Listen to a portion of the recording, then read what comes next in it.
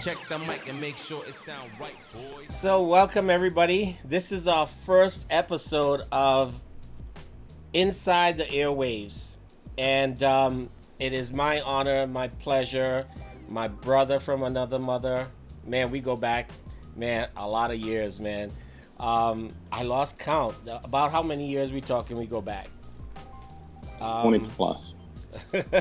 Yeah, I know it's like 10 plus years. So let me introduce you guys, to my best friend, man. This is Rick Webster. And Rick just has a whole list of things that on his resume. And you guys have seen it on the flyer. But he's the original founding member of the platinum recording group R. Kelly and Public Announcement. And you will never realize that from when you get to know this brother, man. Yes, I'm honored, man. I'm so glad we taking this journey. He's my host as well of this, and we felt there was a need necessary to give you guys a little bit of inside scoop of what happens in the music industry from every aspect of it. We're hoping that down the line, well, you have everything right here. You have recording artists, you have producer, you have sound engineering, you have DJ, you have MC, you have entertainer. You have the whole gamut right here. And we can literally say, okay, the buck stops right here. There ain't nothing else, nobody else to bring on this show. But you know what? There's a whole lot more people that want their voice heard. So because of that, we're gonna have these series of episodes that brings you a little bit behind the scenes and opens up your eyes. So Rick, my brother, so glad you decided to get on this journey with me, my man. So where do you want to start when it comes to, let's start for a little bit from the beginning, right? How you got into the music, how you had this love for music, and what you wanted to do. Well, thank you. It's very kind of you to say. It's my pleasure to be here. I appreciate you reaching out, as you always do when you have ideas, and bringing me in on it. I really do appreciate it.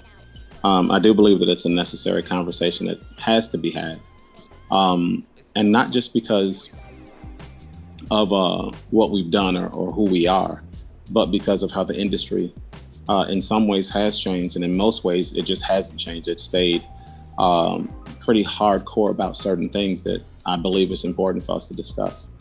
As far as the beginning for me, it started where I was afraid to dance, because you go to parties at school and you have to ask a girl to dance. And I was terrified to do that. But then, thank God, he allowed somebody to invent something called breakdancing. And you didn't need to ask anybody anything. So that's when it started. I started dancing, and I was breakdancing. And I didn't have to ask anybody to dance. So I just jumped around, and I was, heavy set. And I lost a lot of weight. And that started it, just the dancing. So win-win situation, right? You got the dance, you got the attention, then you lost some weight on top of that. Well, you know what? The weight losing thing never crossed my mind, and I didn't want the attention. I just wanted to be able to dance because I always liked music. I was just afraid because you had to ask someone to dance. So that was the problem for me. But when they said, hey, you don't need anybody and you can just go out there and throw yourself around on the ground, I was all in.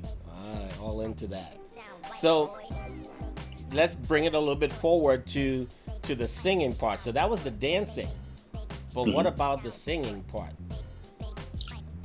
That was almost forced, Really? Yeah, we went from breakdancing, a group I was with called the Umatic Crew, and we were breakdancers.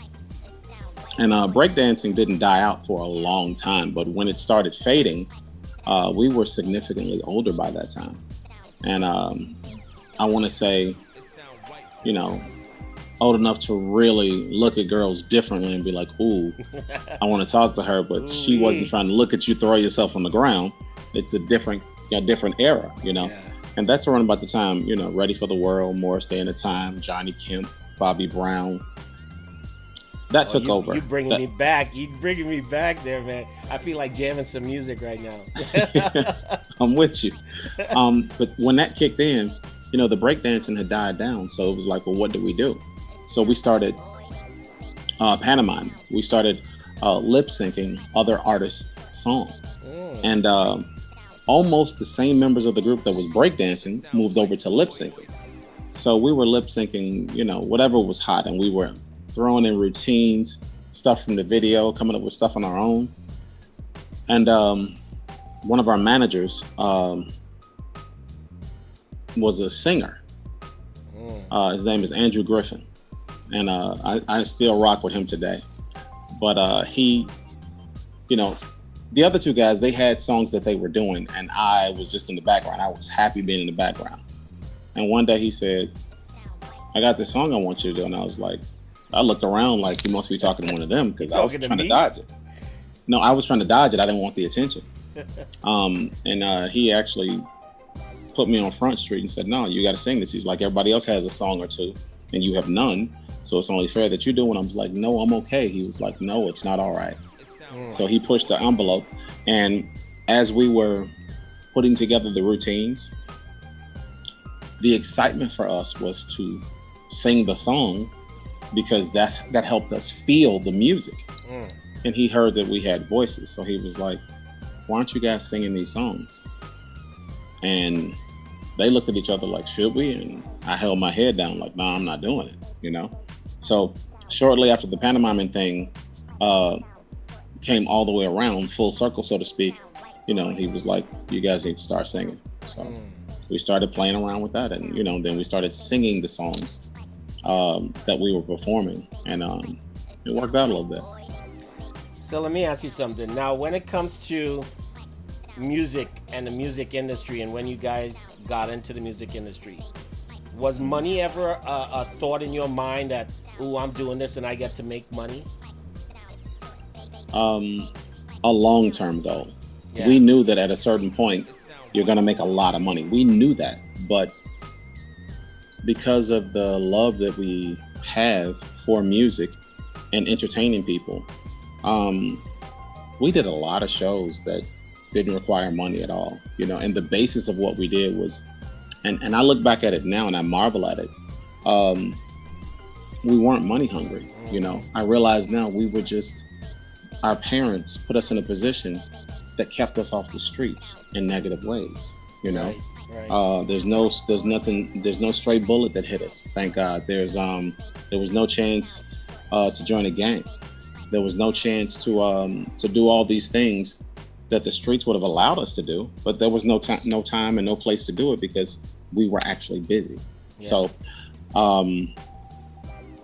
it was definitely a godsend, but we didn't really think about money until it was time for to get an outfit made, and it was to scramble that money and, get that outfit made. And we were competing with each other, "Oh, you got the tassels? Okay, I'm getting the one with the feather.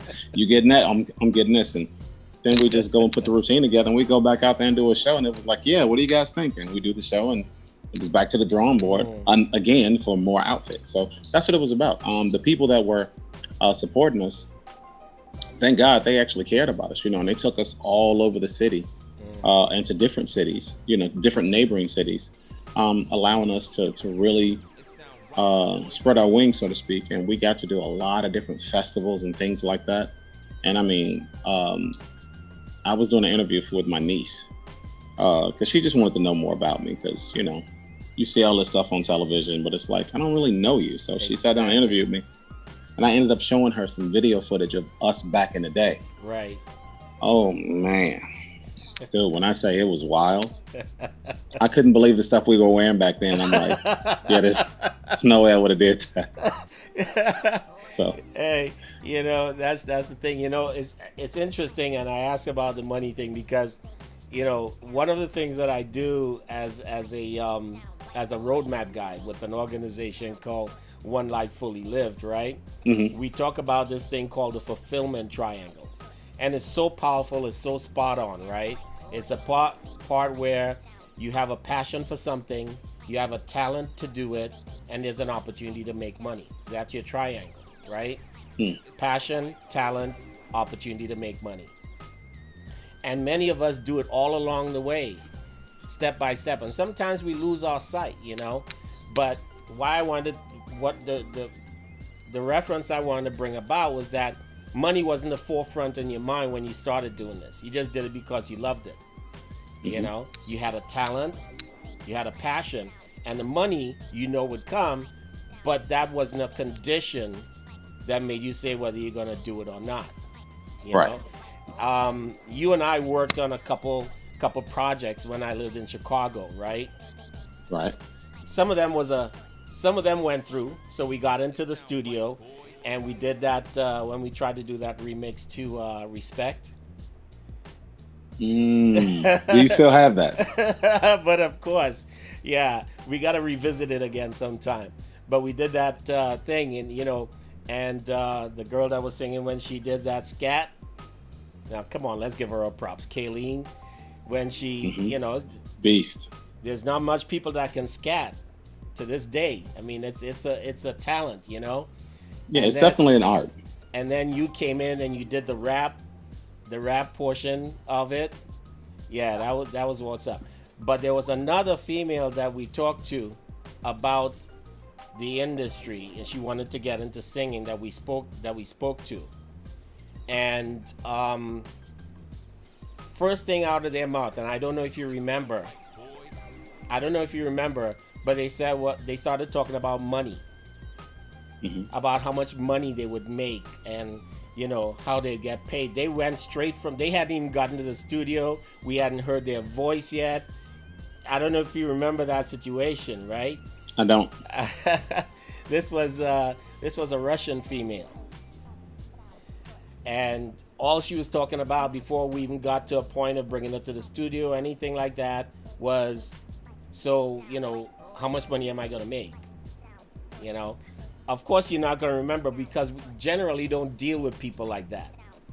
But I remember you telling me the same thing too. There was people you tried to work with, and you talked to them about the conditioning and how you condition your lungs. And, you told them, I heard from you the first time when you talked about how Beyonce, how she conditions her voice, before she performs, before she even records. She gets on the treadmill full speed and sings while she's on the treadmill at full speed.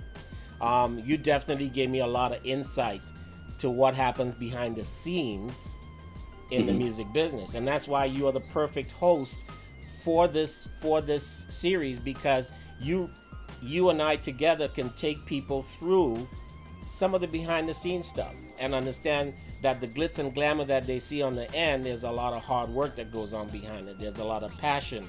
There's a lot of, and a lot of times they don't see the money, Well, let me interject. There's so much that goes on behind the scenes, but I found out those that really care, they work through it, and for everybody else, it's just boring to them, But that's a reason. That's one of the reasons why so many people get done wrong in the industry, because the part that's boring to them, they don't pay attention to. So they're busy trying to get to what they consider the good part. But by the time you get to the good part, there's so many intricate things in the middle of that you move past so quickly that you end up missing those other things. And that's part of the reason why people get done wrong so badly. Yeah, and there's some people that understand the business, and there's so many aspects that, like I said, that go on behind the scene. There's there's the legal parts of it. There's all that stuff. Now, let's come forward a little bit. You're going out on tours. You're doing events live. Live events and all that stuff. How was it getting your music out there? How did you go approaching to get the music? What was some of the methods used to get your music out there and get it played? Well, there's two ways it was done. Part of it was through management, which is the legal aspect of it, and making sure that the T's were crossed, the I's were dotted. So if you needed to go with ASCAP or BMI, and you had to get your legal team together, all those things. Those are things that industry does. They already have that embedded in it. So That's the bigger side of it. The other side of it is literally, I recall being in the studio, recording a song from beginning to end, getting a really good mix on it, and then we take a copy of it and go to the club, get escorted up to the DJ booth, wait in the DJ booth for a little bit, talk to the DJ while he's playing songs, and then, hey, spin this.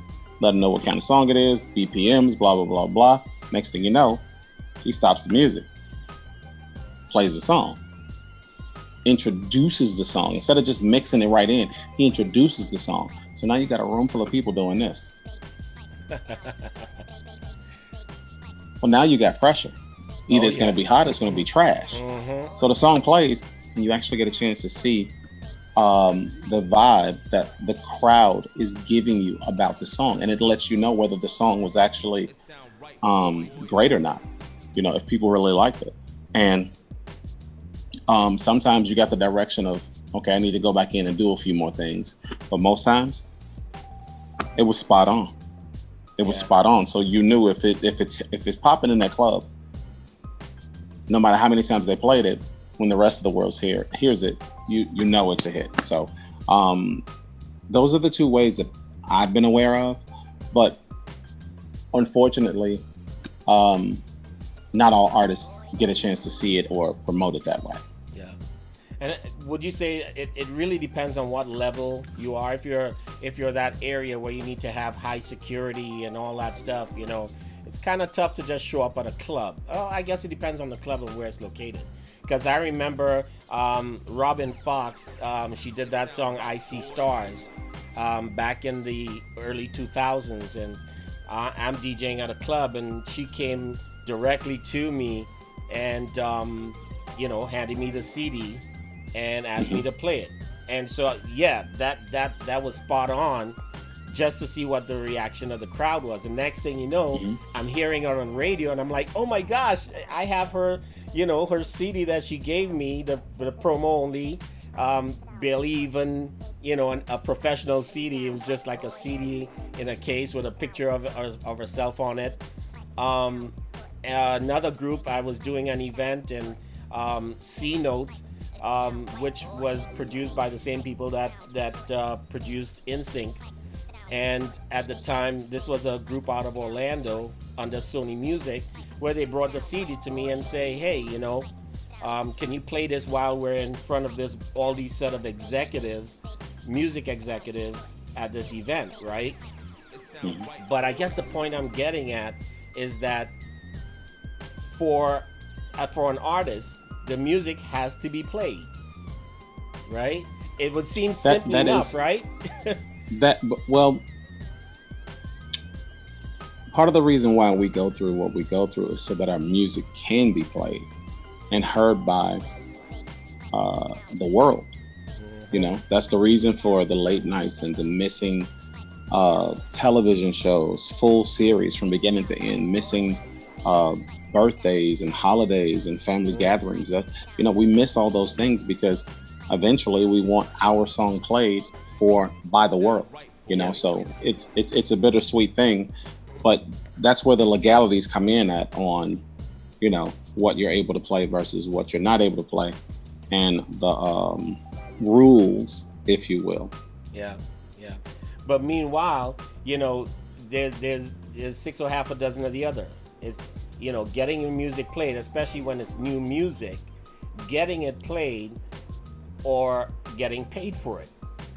Of course, you'd like both of them to happen at the same time, but ultimately, what's more important? I mean, when Robin Fox or C-Note or the manager of C-Note came up to me because of the environment that I was playing for hundreds and hundreds of people, they didn't say, hey, we have the CD, we want for you to play it. It's yours to keep. But by the way, can you pay us some money for it? You know what I'm saying? Because as the DJ, you're in that position where you're playing for the crowd that they want their music to be heard in. So here they are giving you the music to play. And eventually, people hear it in the clubs, they hear it on the radio, they hear it all over.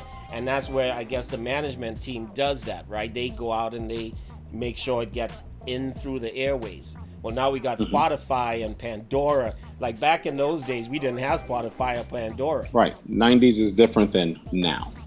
So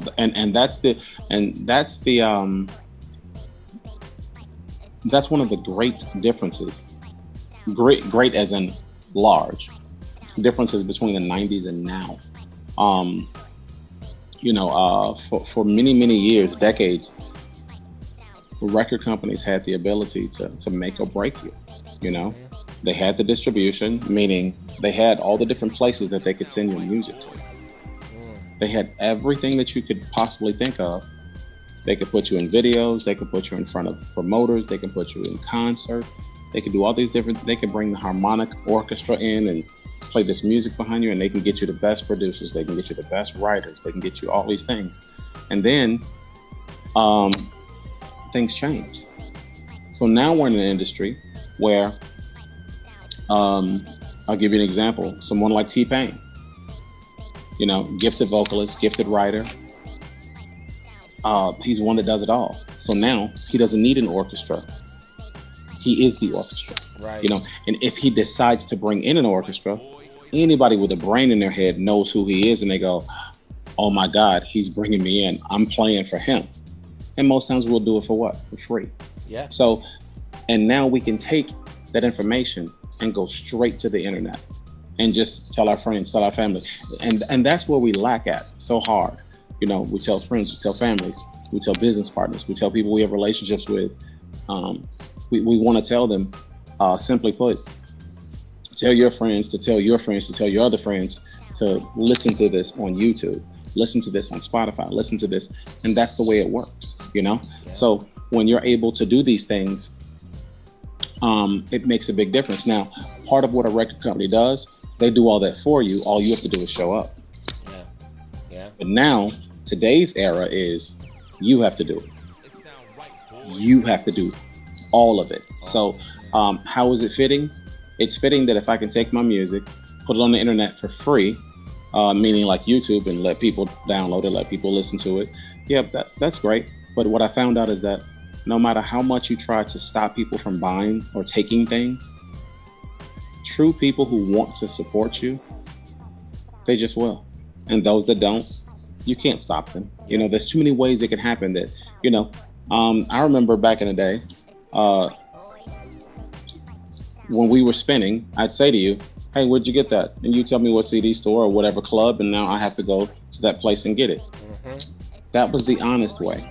People aren't doing that. I know people that have copied stuff and said, here you go. Take it, peace out, take it easy. Yeah. And even though that's illegal, it's still got the music out there, So let's just talk numbers right quick, okay? If there were 2,000 people that were pirating music, you know how many more people that heard it actually went out and bought it because they didn't want a blank copy and they had to figure out what it was? They went to the store, they went on the internet, and that's the difference. So I really believe that when you, and I said 2,000 people, right? If 2,000 people that pirate your music, sell it, do whatever it is they do, and they get it introduced to millions, what's the percentage of those people that will hear that song and go, oh my goodness, I have to have that, and now they're going to go buy it? Those are odds I'm willing to take. Even right now, those are odds I'm willing to take, because guess what? You're still helping someone. Now, when you go to concert, that's a whole different ball game of money. But how can you go platinum if nobody hears your music? Exactly. And for those who have gone platinum, and let me say this on the flip side, for those who have gone platinum, and they say, well, I need my money up front. It was the people that gave you the prestige that you have now when it comes to how you made that money. And if they decide that they don't want to be bothered, if they decide that you're too arrogant, if they decide that you're pulling too hard and you're demanding, you can end up back where you were. Man, that's deep, man. Two things I want to speak to on what you just talked about. Let's go back to the YouTube. Justin Bieber. Justin Bieber was discovered from YouTube. Nobody knew before he went professional and recording artists and all that stuff. It was YouTube. Now, there's a bigger picture behind the YouTube videos, because once you hit a certain amount of views, you start getting paid for the advertising from YouTube. So that's a different thought process in the business, right? Right. Which did not happen before. Okay, yeah. Exactly. But he still put it out for free. He took a gamble, put the videos out there on YouTube, and got discovered because of YouTube. And that's a big story that everybody knows. But I want to take you to the point now of what you mentioned when you talk about, with the industry and how without the people, and sometimes even without the DJs, a lot of stuff isn't going to happen. So now we're going to take you international now. Let's take the plane. We go down to Trinidad and Tobago, my birth country, the place where I was born. And there was a time, every carnival time, we'd have these trucks. You experienced a little bit of what the big truck is like in Chicago when we did carnival. Yeah. And so figure semi-trucks with music, with semi-trucks long with speakers all over it, 40, 50 speakers on it, and DJs playing music on the truck, and they're playing the local soca artists. Now, for those of you watching us now, we're gonna get in deep into that back in the days with some actual Trinidadian music producers who can remember that time. But there was a time when there was a local royalty company that was saying, hey, if you DJs are gonna play the music, we need to get paid royalties. Well, you know what the DJs end up doing? Just created their own rhythm section, because they had drum machines back in the day. So they said, okay, I'm hustling for this money. You want to take a whole big portion of my money every time I play the song. And I guess it was a big amount of money, right? So the DJs turn around and say, I'm not trying to give you the money that I'm trying to make. I'm just going to make my own beats. Now, that was way back in the day. What are DJs doing a lot of now, still to this day? When they do remixes and all that stuff, creating their own beats and sometimes overlaying it on top of the songs. Mm-hmm. Now, a lot of things that people don't know is like, with remixes, where there's music services like X-Mix and Ultimix and, the list goes on, right, where they actually do remixes. And they're actually taking the same songs that you hear on the radio, selling it to DJs and still making money. Now, how are they able to do that? They put an intro, a beat overlay in the middle, and an outro, an instrumental outro. They literally recreated the entire song. Now, the draw with that, clearly the artist isn't going to get paid on that music, right? But what ends up happening? The artist now starts going to these remixers and saying, look, man, you did with my song what I couldn't do. I heard the remix you did. I want you to remix me for me. And sometimes these DJs end up going on the albums doing remixes, or having a whole separate album of just their versions of the artist's songs. So yeah, we've come a long way when it comes to music and people listening to it. But what I really wanted to get to is, if nobody's listening to the music, that's it. You don't really get very anywhere. If people hear your song on the radio and they turn off the radio, that affects your ratings, right?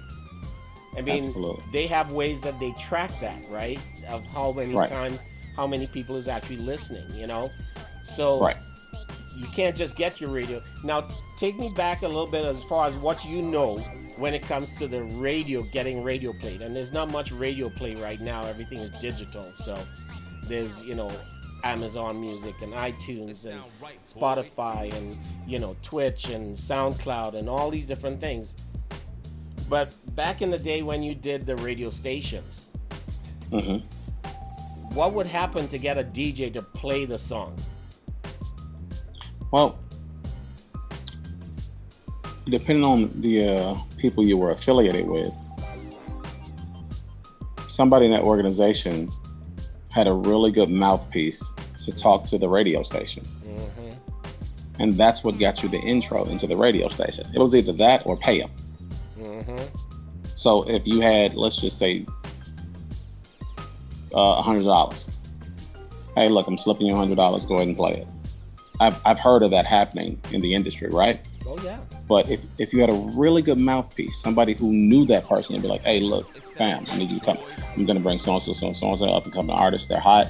I want you to interview them and play the song. And they were like, oh yeah, yeah. So now he's getting paid. And then here's the thing: if he's the first person to interview that person, now he or she has that reel that they're recording, and they can play that over and over and over again for the rest of their life, saying, I was the first one to interview this person and air their song. So that gave them props and it got them paid. So that was the draw. That was the buzz to it, you know? But it was just a matter of having, and if you got a hot song, who wouldn't want to be the first to bring you out? You know, that just gives you bigger shoulders to say, you know what, I did it first. That's awesome.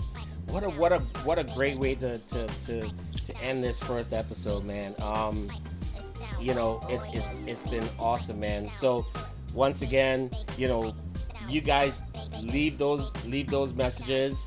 We're gonna put up on the screen Rick's Instagram address, and make sure you reach out to a brother, man. You'll get to know what I've known for many years. You may not get to know everything because he may not tell you everything. There's certain things that I'm privy to, but it's all good, man. So, you know, we're gonna pause on that right now. We're gonna come back with more episodes because you know what, we have so much more we got to talk about. So until the next Absolutely. episode. But before we go, I never thought I'd say this, but comment, like, and share. There you go. It sound right, boy.